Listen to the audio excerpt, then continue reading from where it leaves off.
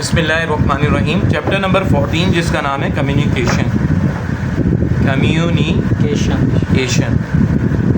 Communicate का मतलब क्या होता है? ठीक है, मैसेज डिलीवरी। ठीक है, बात ज़रूरी नहीं है मैसेज डिलीवरी लिख कर भी हो, किसी भी तरीके से एक जगह से दूसरी तक मालूमात का पहुंच जाना, वो जिस चैनल पर होगा वो चैनल क्या कहलाएगा? Communication channel. तो radio, television, broadcast the information signal is in the form of, ठीक है, पहले का आंसर होगा एनालॉग फॉर्म में। एनालॉग फॉर्म में क्या होता है? मैंने बताया था डिस्क्रीट होता है, टूटता रहता है, ठीक है, कंटिन्यूस नहीं होता। कहते हैं communication channel consist of dash. Communication channel इसमें से किस पर होता है? Optical fibre only, free space only, all of them, या ट्रांसमिशन लाइन ओनली।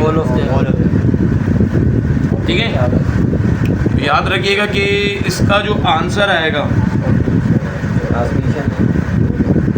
ठीक है, तो इसका ट्रांसमिशन लाइन है। अगर कंप्यूटर चेक करेगा, वैसे टीचर ने ऑल ऑफ देम कहा था, फिर मैं बताऊंगा आपको मसले मसाइल हैं। आप ट्रांसमिशन लाइन ओनली लिखिएगा। इसकी वजह बता रहे हैं ट्रांसमिशन लाइन ओनली क्यों है कि चैनल जो है ना वो फिजिकल मीडियम होता है। क्या होता है? तो ट्रांसमिशन लाइन क्या है? वो एक्सल लाइन क्या है?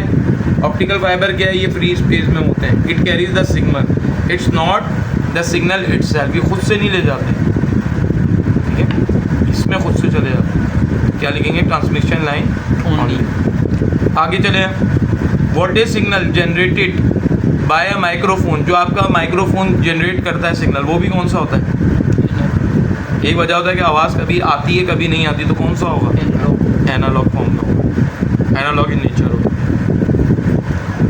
पहले बता दूँ थॉरली है कुछ इसके अंदर साइंटिफिक वो नहीं है कि आपको इन वो लगा रहा हूँ, इसीलिए इसके थोड़े से मुश्किल होते हैं।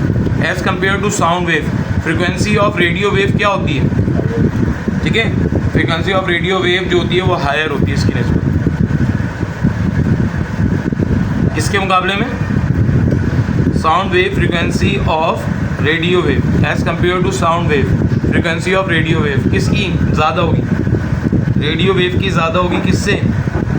साउंड वेव से। नेक्स्ट, ये डेफिनेशन आ रही है, the process of superimposing signal frequency on the carrier wave is known as, ये कहलाता है modulation.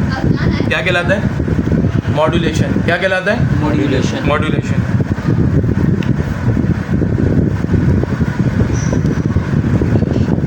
Next, what is the frequency range of signal that can be transmitted in case of twisted pairs.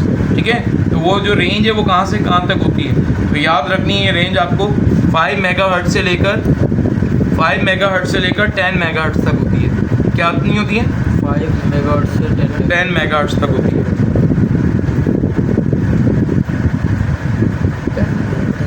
10 megahertz. Next, maintenance of satellite orbital position is called. जो maintenance होती है किसकी? Satellite की orbital position पर, यानी घूमते हुए जो आप इसकी क्या करते हैं? मेंटेनेंस करते हैं। तो उस मेंटेनेंस का नाम क्या है? ठीक है, स्टेशन कीपिंग। क्या कहलाता है? ठीक है, स्टेशन कीपिंग। याद रखिएगा, याद रखने का एमसीक्यू से ही कोई लॉजिक नहीं है। यानी सैटेलाइट की घूमते हुए जो हम क्या करते हैं, जाकर मेंटेनेंस करते हैं, उसका नाम क्या है? Station keeping. Station keeping. Process of mapping the sample analogue voltage values to discrete voltage level is called. ये भी डेफिनेशन है। किसकी डेफिनेशन है? क्वांटाइजिंग। किसकी डेफिनेशन है? Quantising. Next, AM is use for broadcasting. किस लिए यूज होता है AM? AM किस लिए यूज होता है? AM जो यूज होता है वो आपका यूज होता है, it requires less transmitting power. ठीक है, it requires less transmitting power as compare to other system. तो क्या ऑप्शन होगा इसका? 90 का ये होगा। ठीक है, it requires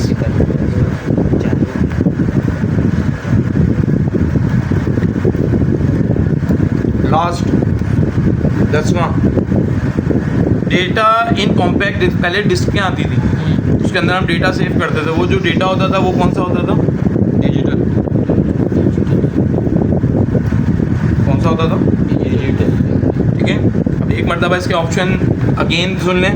radio and television broadcasting में जो सिग्नल यूज़ होते हैं वो कौन से होते हैं? एनालॉग। कम्युनिकेशन चैनल किस पर कंसिस्ट करता है? Voltage signal generated by microphone क्या होता है? ठीक है, एज कम्पेयर टू आगे the process of superimposing signal, ठीक है, मॉड्यूलेशन कहलाती है। फ्रिक्वेंसी रेंज कितनी है? 5 आगे maintenance of satellite orbiting position क्या कहलाती है? आगे process of mapping the sample analogue voltage values to discrete quantising EM is use for. और आगे डेटा कॉम्पैक्ट डिस्क में जो हम स्टोर करते थे वो किस फॉर्म में होता था?